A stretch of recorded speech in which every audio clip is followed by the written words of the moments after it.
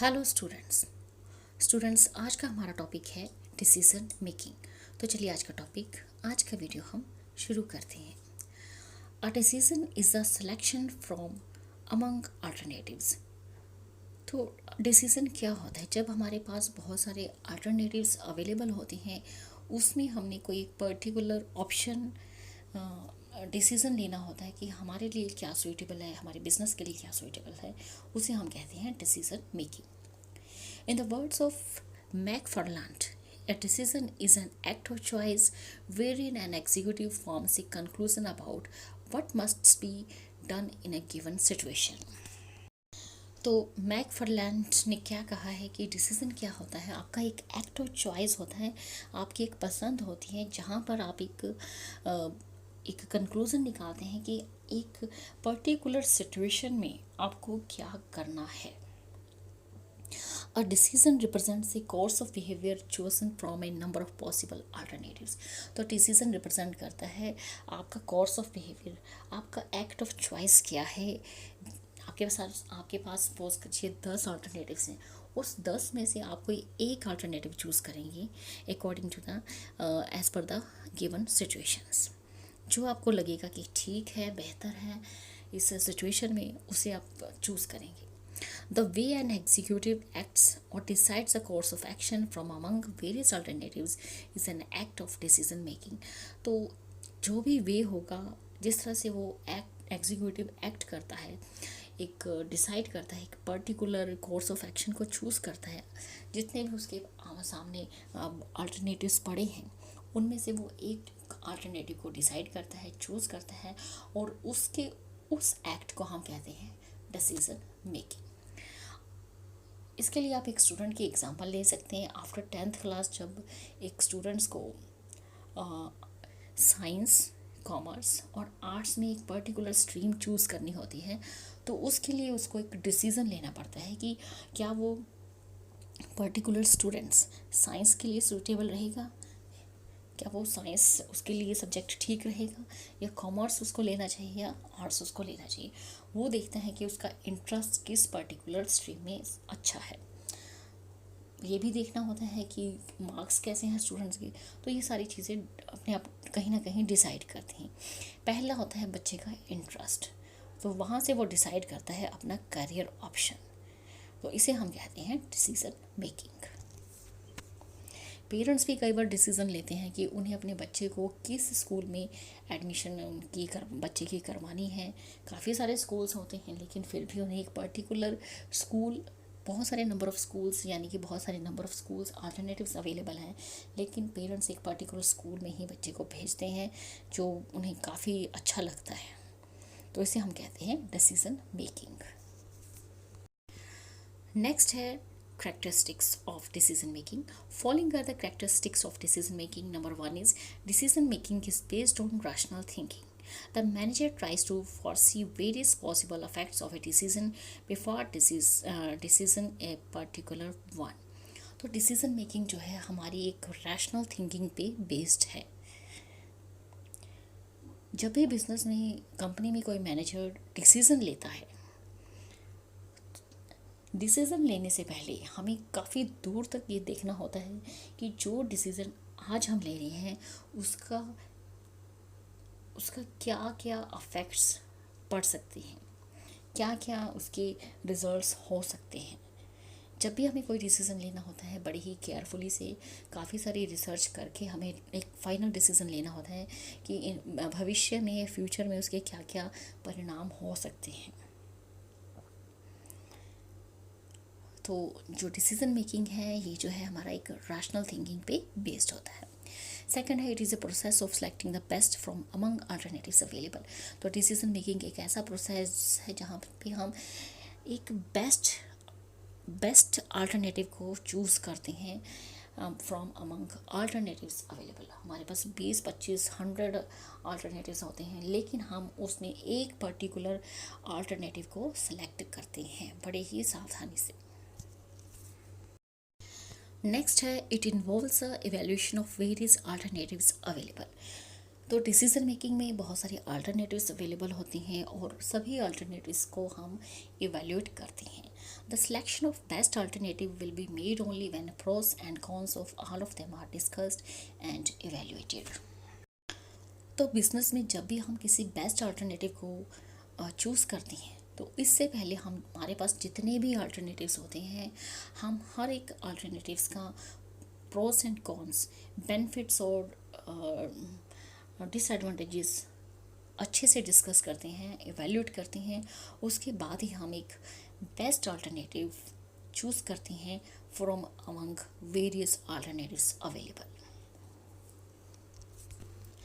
Next है fourth, decision making is the end product because it is proceeded by discussions and deliberations. तो decision making जो है हमारा एक एंड प्रोडक्ट है। इससे पहले डिसीजन मेकिंग से पहले हम क्या करते हैं, जो भी हमारे पास अल्टरनेटिव्स होते हैं उन्हें हम अच्छे से डिस्कस करते हैं और सबके कमेंट्स जानते हैं कि सबके क्या क्या कमेंट्स हैं उस पर, सब क्या क्या कहना चाहते हैं इसके बारे में, तभी हम जाके एक फाइनल डिसीज़न लेते हैं। सो इसलिए हम डिसीज़न मेकिंग को एक एंड प्रोडक्ट कहते हैं। नेक्स्ट है fifth, decision making is aim to achieve organisational goals. तो डिसीजन मेकिंग हम क्यों करते हैं? डिसीजन मेकिंग का मेन टारगेट यही है कि इससे हम ऑर्गेनाइजेशन गोल्स को अचीव कर सकें। डिसीजन मेकिंग मीन्स एक अच्छा डिसीजन लेना, एक सही डिसीजन लेना as per the situations, so we achieve organisational goals. Next है sixth, it involve certain commitment.